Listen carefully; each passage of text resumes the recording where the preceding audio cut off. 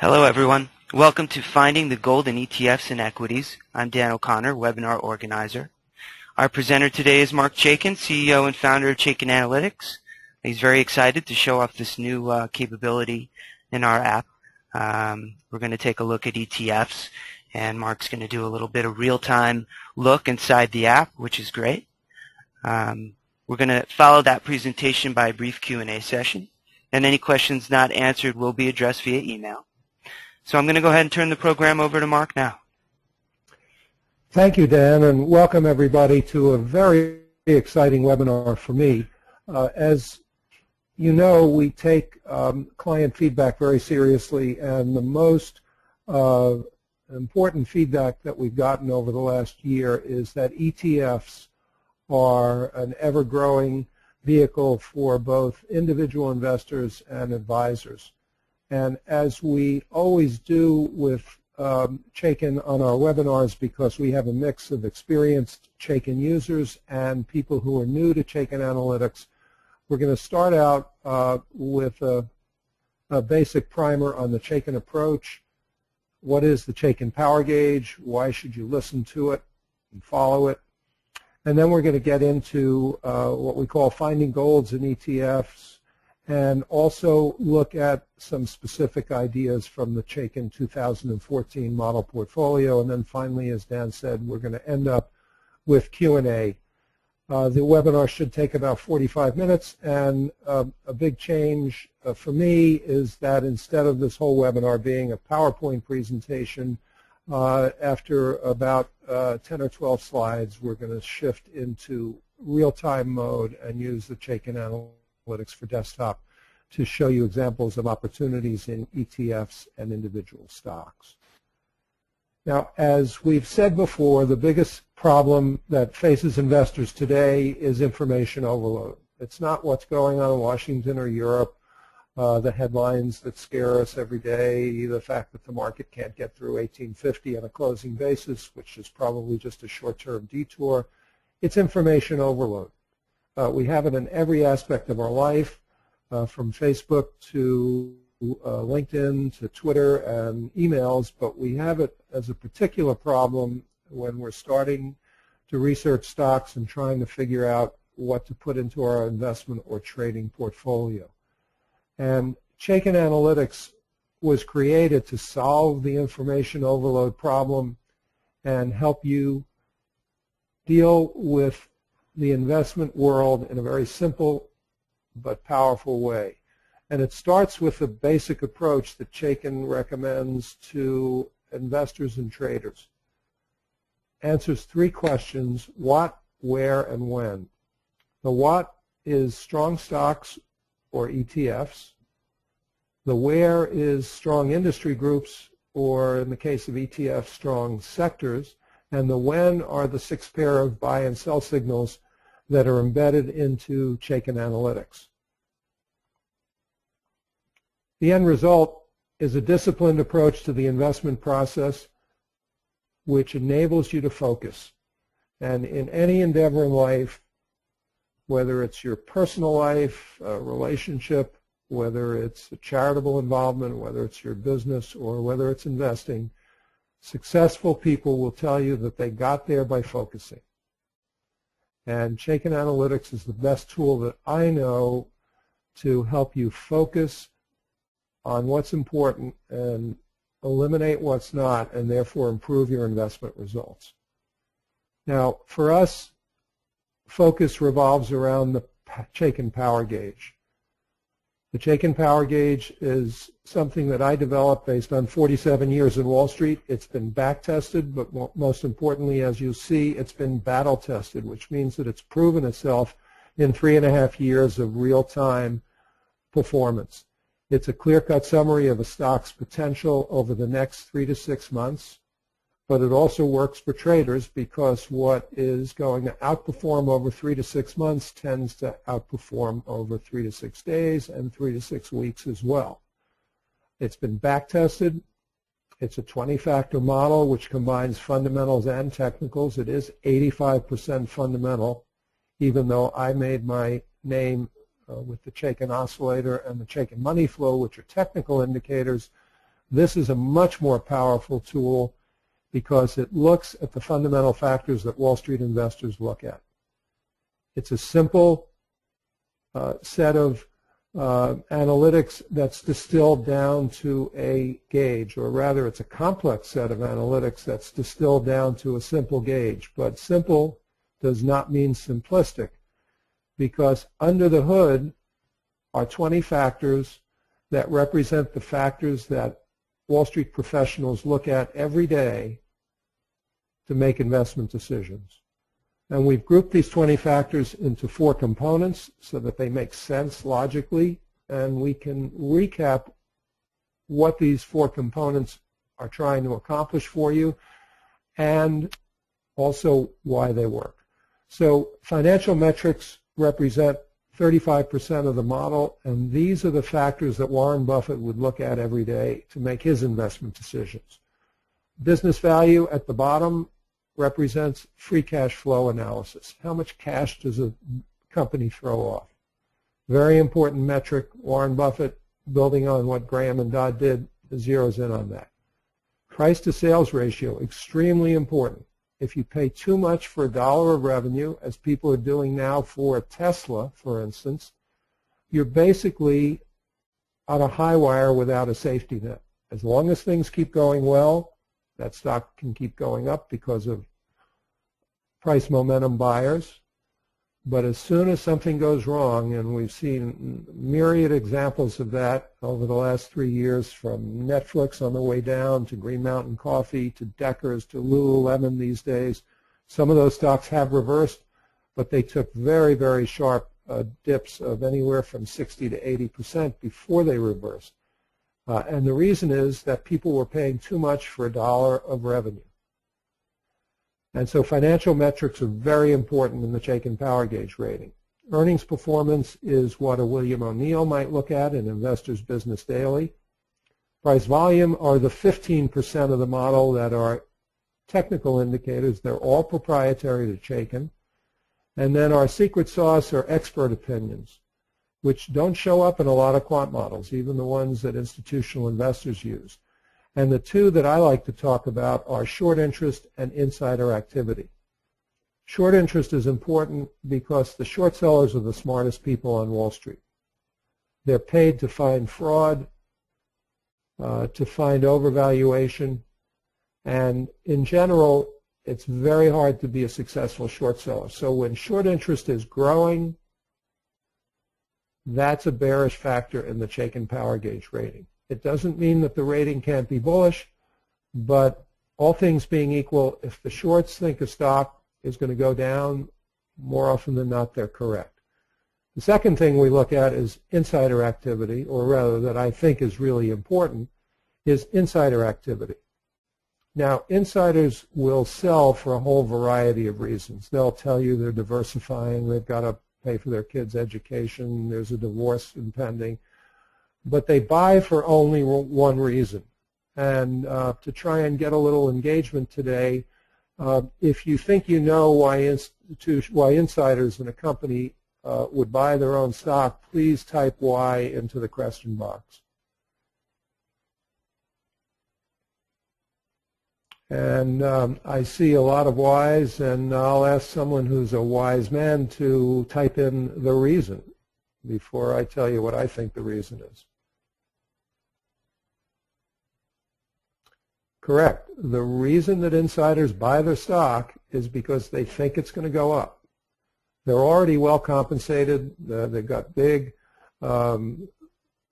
incentive contracts, golden parachutes, stock options, and the like. So if they put their money on the line over and above all that compensation that's waiting for them, they really believe that based on what they're seeing in their own company, that stock's going to go up, and that's why that's a very important factor in the Chaikin Power Gauge rating. Additionally, we are very aware of what the analysts are doing and saying on Wall Street. If you know how Wall Street works, you know that the analysts at the major investment banks and brokerage firms like Morgan Stanley and UBS and Goldman Sachs are paid to look at stocks and then give their opinions to their institutional clients. And there's a chain. When the analyst feels strongly about a stock, he'll do something that's called pounding on the table. And he'll put out a recommendation to the sales force, and the sales force then goes out and calls their institutional customers.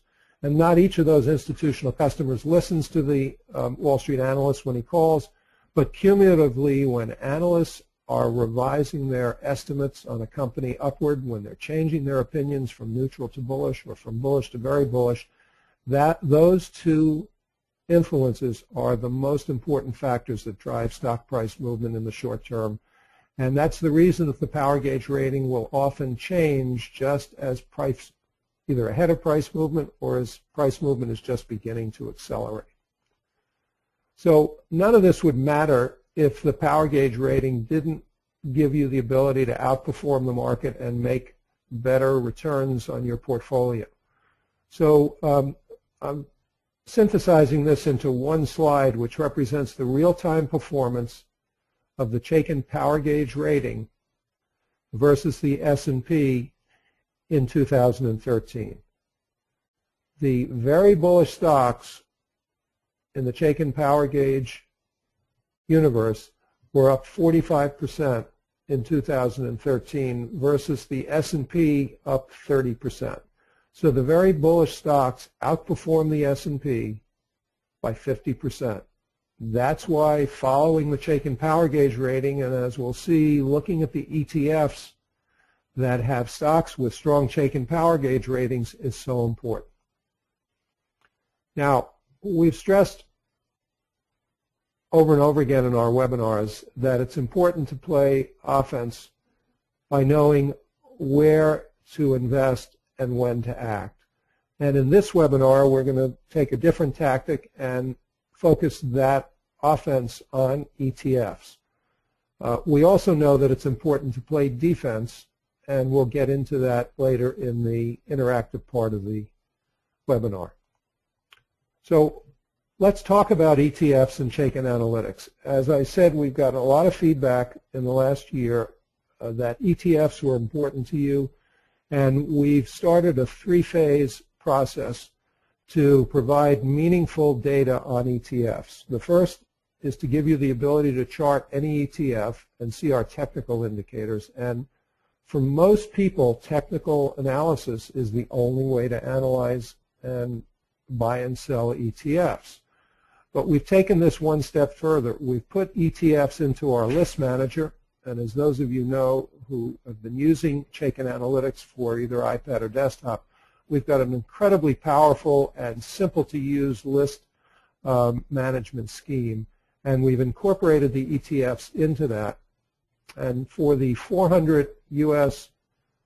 long-only ETFs, which we have the constituents for, we give you the ability to drill down by both sector and style and look at the power gauge ratings for the individual stocks in the ETF, and also use our relative strength signals for timing.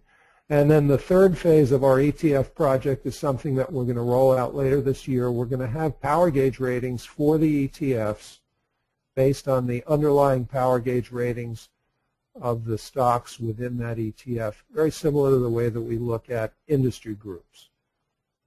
Now, here's a screenshot, and it's the last two that you're going to see before we go live, of what the drill down on the ETFs looks like in our list manager. In this case, we tapped on health, and we see all the ETFs which are focused on the healthcare industry. And we show you our power bar, which, as many of you know, shows you the number of stocks with bullish, neutral, and bearish power gauge ratings in any industry group or list, and now in any ETF. And in this case, it ranks them by the number of bullish stocks versus the number of bearish stocks. And IHI, the iShares Dow Jones Healthcare ETF, has 20 stocks with a bullish power gauge rating and only one stock with a bearish power gauge rating. And that's what we call a bullish ETF. Now, if you want to chart that ETF, you just click on it, and we're looking at a screenshot from the desktop app. We're going to have this capability in the iPad ETF. You can chart it right now, but it's not seamless from the list manager, but there's a new version of the iPad that'll go into the store in the next 3 to 4 weeks that will have this seamless ability to go from the list manager to a chart of the ETF. So here we're looking at a one-year chart of the IHI, the iShares Dow Jones Medical Devices Index Fund. And up on the screen, we've got our relative strength signals, which in this case have all been buys over the last year. So 4 entry points into a very strong ETF that's been outperforming the market. And the way we know that is from our relative strength heat map indicator. So when that indicator is green and the stock sells down and then reverses, or in this case the ETF, we get a relative strength buy signal. And again, as you know, and we're going to see in about 1 second when we go to the live portion of the demo, you have the ability to see these signals in our alerts dashboard display every day in terms of your list or any list that you're looking at within the system. So with that, let's use Chaikin Analytics and go live. So I'm going to shift from this presentation to Chaikin Analytics for desktop. And on the left is the list manager we were talking about. And for those of you who haven't been on the analytics for desktop recently, there's a new category called ETFs. And we're going to drill down on that in a minute. But I'd like to start with the triple Qs, which are the NASDAQ ETF. So many of you have asked if Chaikin Analytics could be used for market timing. And the answer up to now has been no. But now using the SPDR ETF and the triple Q's PowerShares NASDAQ 100 ETF, you can use Chaikin Analytics for timing purposes. So we're looking at a one-year chart of the triple Qs,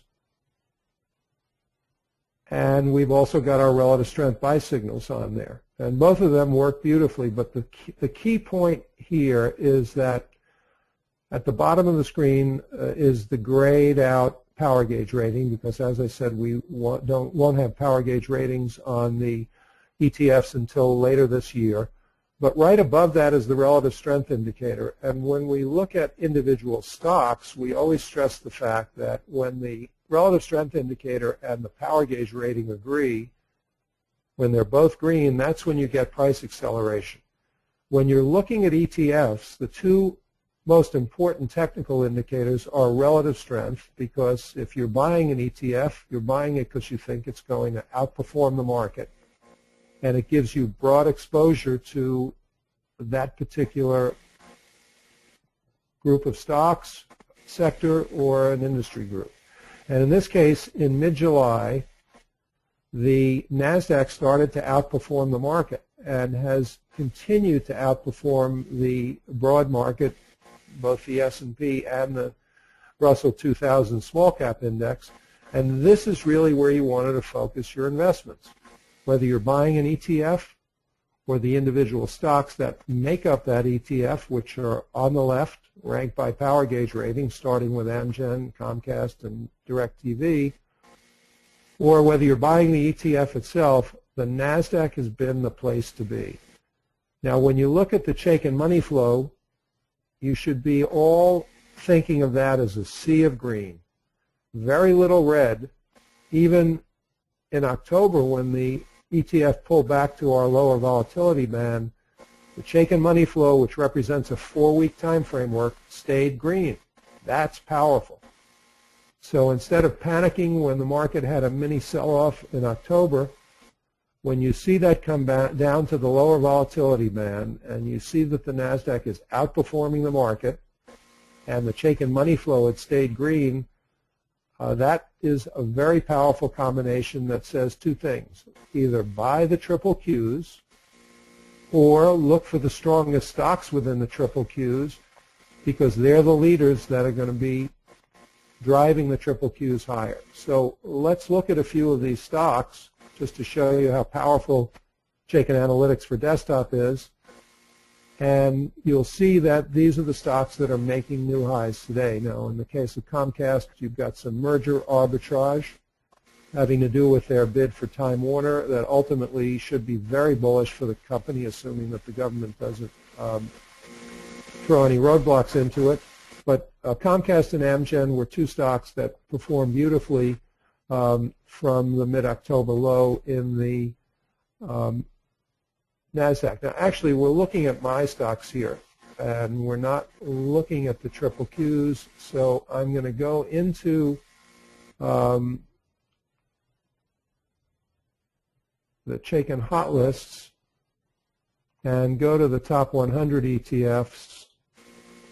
But I'm not going to be able to drill down from here. So you're going to have to take me at my word temporarily that the stocks within the triple Qs were the strongest stocks, and they tended to be the technology stocks and the biotech stocks. So if we click on technology in the list manager and we look at the power bars, we see that the power shares ETF was a very big performer on the upside. Doesn't trade that actively, and we know that because the price chart has a lot of gaps in it. But these were some of the stocks that led the market higher. And we'll look at a couple of examples of that, and some of the recent price action on the right side of the screen shows us that. So in addition to looking at the triple Qs, you can look at the SPY, which represents the Standard & Poor's 500. Again, no power gauge rating. Ignore the relative strength on that for the time being, because the comparative for relative strength is the spider itself. So focus on the trend of the Chaikin trend line, the orange-brown line at the top of the screen, and use the volatility bands to start guiding your signals and your entry points. The real power and the uniqueness of what we've done comes from our sector analysis. If you look at consumer cyclicals, which is a sector that's led the market to the downside, you'll find the XLP ETF. And the XLP is actually in the sector ETFs, so I'm going to go to a Chaikin hot list. Actually, I'm going to go to my user list, and I'm going to look at the Select Spider ETFs, and we're going to look at the XLP. And the XLP is the consumer discretionary, actually is the staples. I'm going to look at the XLY, and this is the consumer discretionary sectors. The Standard & Poor's 500 is divided into 9 sectors, and there are 9 Select Spider sector ETFs. So for those of you who are doing sector allocations or looking for the strongest sectors, we're going to have a Select Spider section within the ETF list shortly, and you can create one for yourself. And we're going to send you 2 things after this webinar. We're going to send you a copy of our 2014 model portfolio, and we're going to send you a list of the 9 Select Spider sector ETFs so you can create your own list until we include the Select Spider sectors as part of our ETF list navigation. So we're looking at the Select Spider Consumer Discretionary ETF, and you can see that until January, this sector was strongly outperforming the market. And at 3 points along the way, you've got relative strength buy signals. So these signals trigger when an ETF is outperforming the S&P, when it's sold down to an oversold, and when it starts to reverse back up through a short-term trend line. The relative strength signals on the ETFs are very powerful on both the buy and the sell side, and we're going to show you an example of that right now. Now we're going to go to the ETFs and consumer cyclicals, and we're going to look at the XRT, which is the Select Spider Retail ETF, and that has been the weakest component in the consumer discretionary sector. And notice that this too was outperforming the market from January of 13, but in this case started underperforming in mid to early December, and we know that because the relative strength indicator went from green to red. If you see that transition, please type Y into the question box so we have a sense that we're communicating well on this point, because it's really important. And I'm seeing a lot of Ys. When relative strength turns from green to red, that means that there's been a sea change in the stock. And in this case, on January 6th, you got a relative strength sell signal, because after the ETF, the XRT, which is the largest of the retail ETFs, started underperforming the market, it had a rally into year-end along with the market.